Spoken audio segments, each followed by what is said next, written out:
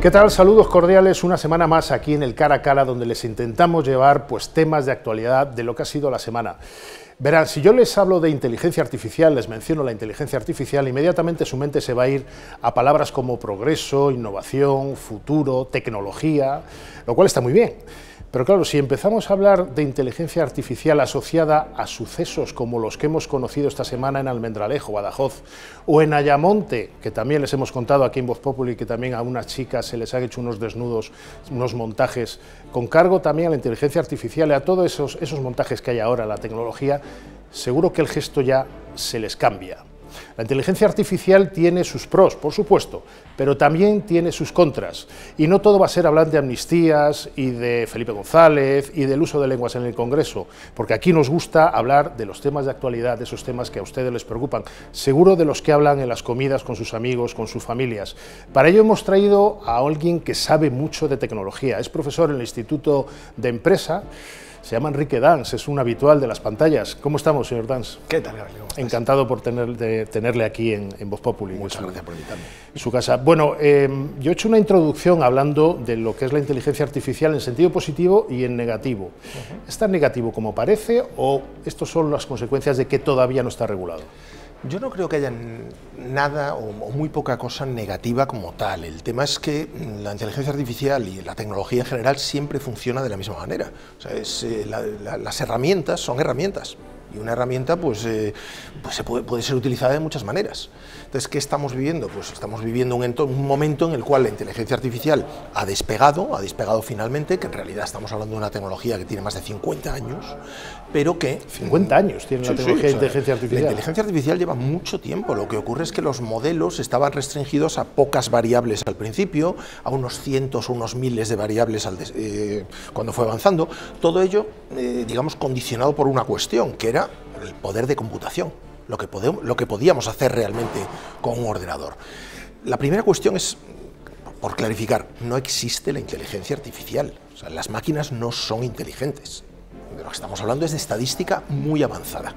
Procesos estadísticos muy avanzados. Para empezar, entonces estamos igual equivocando el término, no es inteligencia artificial. ¿Cómo lo podríamos llamar para ser más exactos? El problema es que el verdadero término sería machine learning, y machine learning, o máquinas que aprenden, no tiene una buena traducción al español. O sea, vale, el aprendizaje de máquina, pues sí, o sea, el entender que una máquina deja de ser algo que hace cosas muy rápido, y esas cosas se las ha dicho un humano, para poder pasar a ser algo, una máquina pasa a ser algo capaz de aprender procesos, de alimentarla con un montón de datos de cosas que han ocurrido anteriormente, y es capaz de, digamos, simular el pensamiento, simular la inteligencia. Para mí el mejor ejemplo es lo que pasa en nuestros teléfonos móviles, por ejemplo. ¿Cuántas fotografías tienes en tu teléfono móvil? 400. 400. Y no son muchas, son que hay muy mucha poquitas. gente que tiene miles. No, yo tengo varios miles, pero yo tengo varios miles porque además nunca borro las fotos de mis teléfonos móviles, a pesar de que voy cambiando de móvil, porque mis móviles van cambiando cada vez más, van teniendo cada vez más memoria, con lo cual no las borro. Tengo fotos de hace, yo qué sé, el tiempo, ¿no? Pero usted es un adulto como yo. Este problema del que estamos hablando, de las chicas de Almendralejo, sí, y en las de Ayamonte, viene porque esto es un arma cargada de futuro, pero un arma al fin y al cabo, como los cuchillos. Antes no se dejaba a un chico pequeño coger un cuchillo así como así, pero todos tienen uno de estos ahora. Cuando digo todos, digo chavales de 8, 9, 10 años. ¿Cómo se pone puertas al campo? ¿Cómo se hace esto? El problema es que todos tienen un teléfono móvil y nadie les ha enseñado a usarlo. Todo el mundo ha creído que, como son nativos digitales, que en la práctica el nativo digital no existe. O sea, los jóvenes, por ser más jóvenes, tienen el mismo genoma que tenemos nosotros y no son más listos ni más adaptados a la tecnología, simplemente la han visto desde más jóvenes, pero eso no les convierte en especialmente diestros, ¿no? Pero hemos renunciado a esa educación.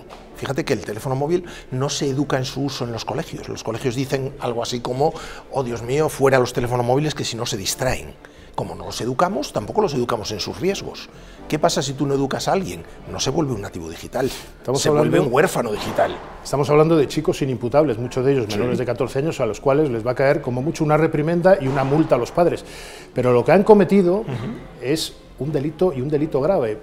Y se lo explico por qué. Porque es que estamos hablando de que han hecho un montaje casi perfecto con las caras de sus convecinas o sus compañeras de instituto, en algún caso, Montaje que va a quedar en las webs, y va a quedar en los WhatsApps, y probablemente alguno vaya a una web porno.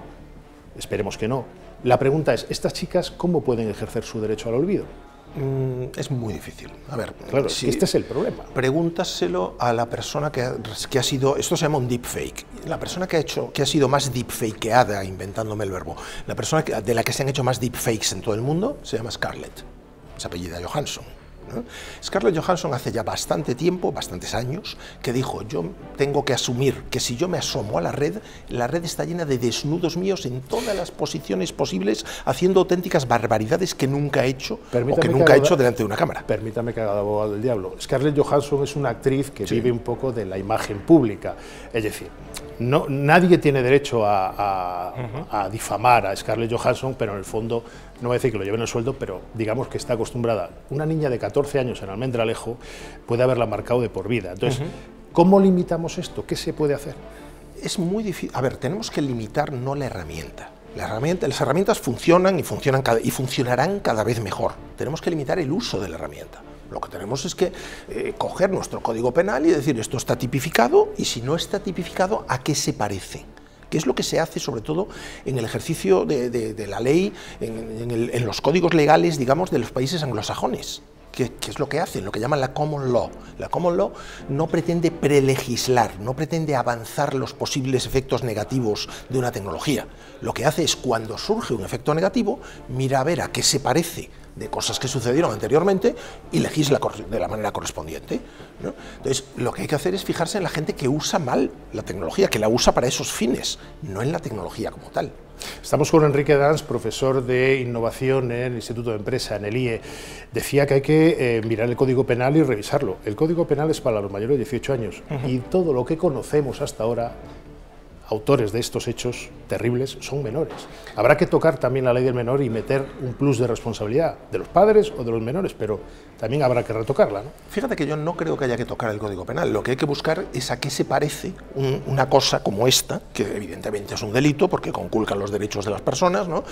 Y se parece a otras cosas que ocurrían anteriormente. Yo no creo que haya que relegislar o sobrelegislar, ¿no? Sobre los menores, pues hombre, si me preguntas a mí, que llevo 33 años en la enseñanza, ya sabes que para los que tenemos un martillo todos los problemas son un clavo, ¿no? Yo te diría que lo que hay que hacer es no equivocarnos y meter el teléfono móvil y la tecnología dentro de los programas educativos. Nos hemos obsesionado todos con que los colegios no pueden enseñar con el teléfono móvil porque, oh Dios mío, se distraen las personas. Luego lo que nos ocurre es que la gente no sabe nada, ni de seguridad, ni de precauciones mínimas, ni de lo que se puede hacer o dejar de hacer. No podemos hacer dejación de responsabilidades en la educación.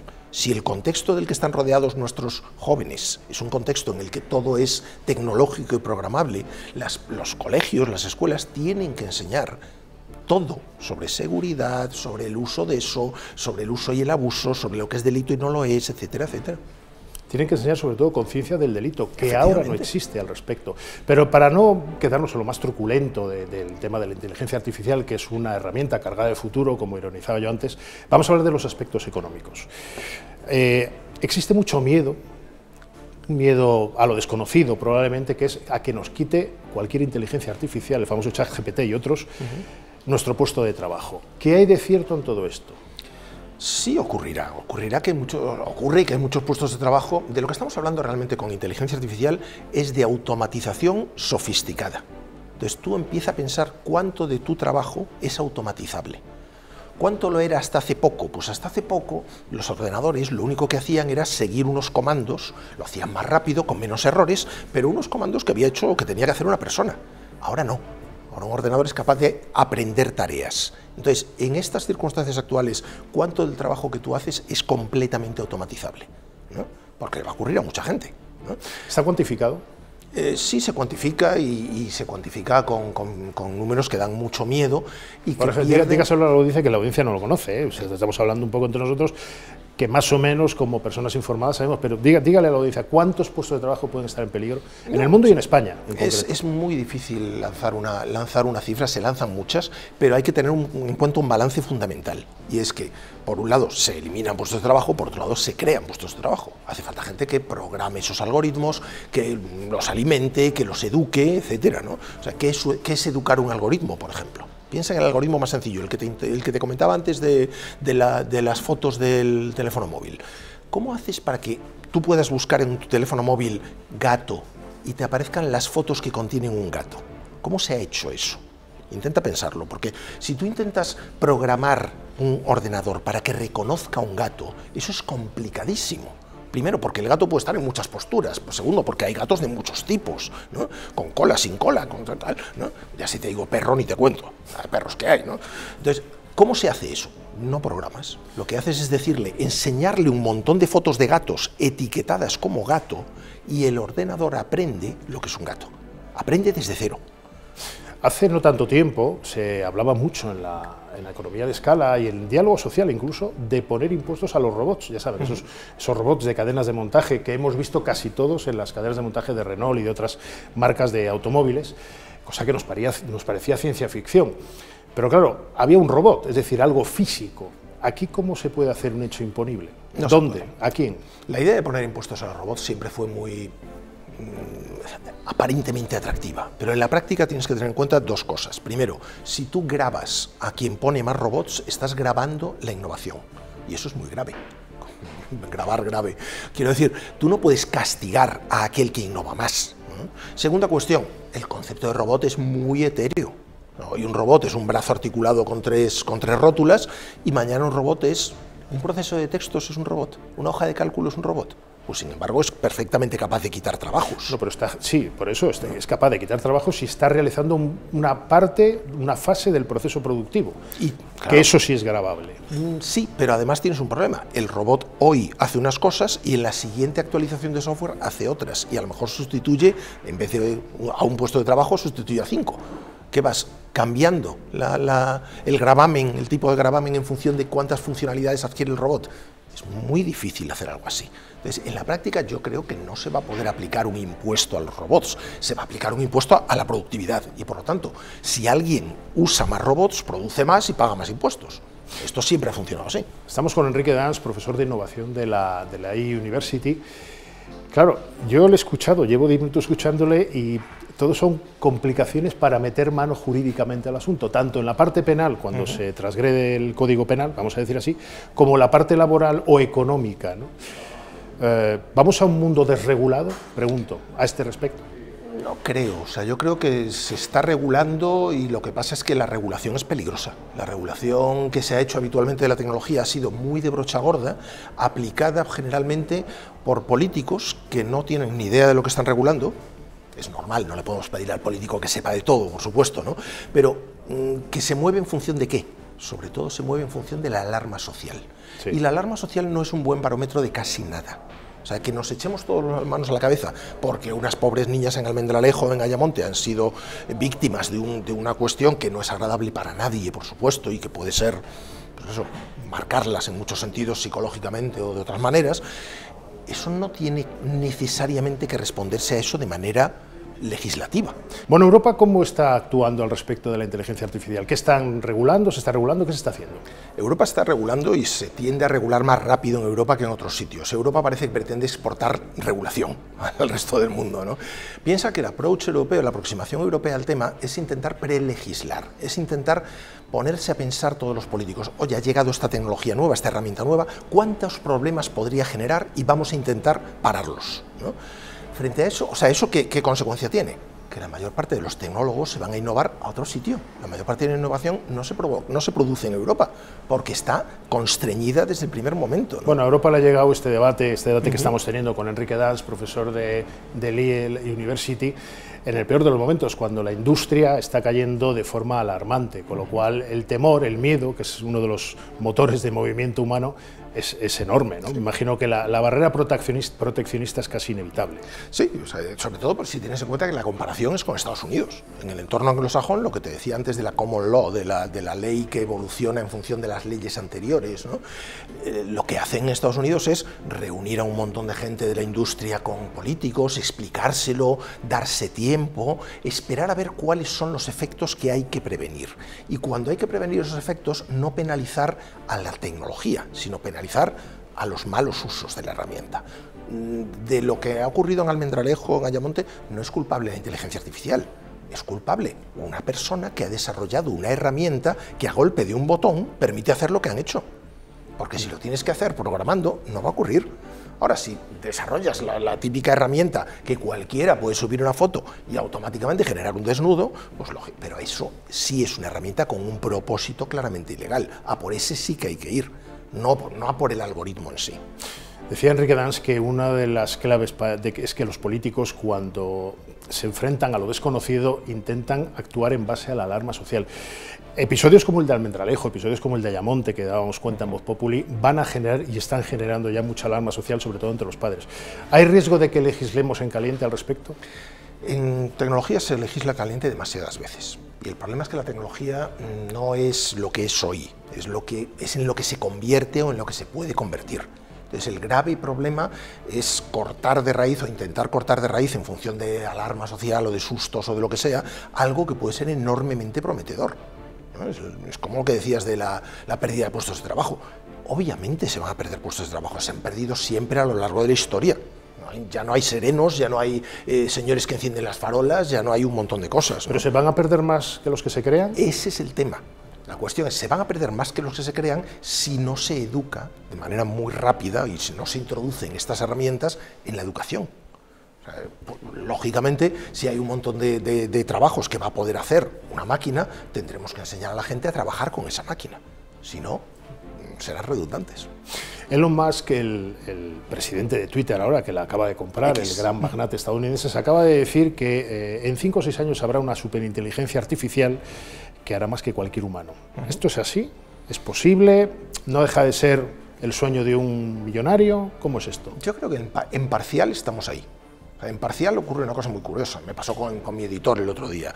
Hablaba con mi editor de Deusto, de Planeta, y me decía, mira, yo antes a un autor que me mandaba un borrador de un libro, le enviaba 10 propuestas de portada, porque tenía a un artista que tenía que dibujarlas y que tenía que tal, y luego... Ahora cojo un algoritmo y le envío 100 propuestas de portada, porque el algoritmo las hace así. Y es más, el algoritmo las hace mejor, porque no tiene barreras psicológicas o culturales que le impidan dibujar cualquier cosa. Entonces, pues, ¿qué hace ese algoritmo? Dibuja mejor y convierte ideas en dibujos mejor que un artista humano. Un ilustrador. O sea, esto que ha ocurrido es porque ahora mismo, si tú tienes que dibujar el cuerpo desnudo de una mujer y luego superponerle una cabeza distinta, ¿no? Y tal, pues te llevaría muchas horas de dibujo o de Photoshop, ¿no? Y sin embargo, el algoritmo lo hace así. Facilísimo. Hágame de abogado del diablo. ¿Cuál es el punto débil del algoritmo? El punto débil del algoritmo son los datos con los que se entrenan. O sea, si tú tienes muchísimos... No es el alma, eso que tendemos a pensar los humanos en nuestra, vamos a decir así, debilidad. Es que es lo mismo, o sea, tu punto débil es que si no tienes muchos datos para entrenarte a lo largo de tu educación, serás muy torpe. El punto débil de un algoritmo es que si no tienes suficientes datos para entrenarse a lo largo de su educación, será muy malo. Si tú quieres un algoritmo que traduzca del español al inglés, ahora los hay maravillosos. Es más, yo puedo tomar ese algoritmo, alimentarlo con muchos textos míos y decirle, tradúceme con el estilo de Enrique Dans. Y traducirá y parecerá algo que escribí yo. Si lo quiero hacer entre el bable y el aranés, me va a ser mucho más difícil porque me faltan textos con los cuales educarlo. Y no es que le tenga manía ni a los asturianos ni a los del Valle de Arán, es que le faltan datos. Enrique Dans, ha sido un placer tenerle con nosotros en esta charla, que por nosotros estaríamos hablando de este tema que a algunos nos suena incluso a ciencia ficción, pues 1 hora más, pero yo creo que con 20 minutos para que nuestros oyentes se pongan en situación sobre los peligros y las oportunidades de esto que llamamos inteligencia artificial es más que suficiente. Pero bueno, como Enrique Dans es ya de esta casa, vendrá en otros programas. Muchísimas gracias. Muchísimas gracias a vosotros por invitarme. Bueno, y a todos ustedes les emplazo al sábado que viene a otro programa en el que les traemos temas de actualidad, que no sea solo esto que ya saben ustedes, amnistía, lenguas, etcétera, etcétera, que bastante de eso vamos a tener que hablar desde aquí a fin de año. Un saludo.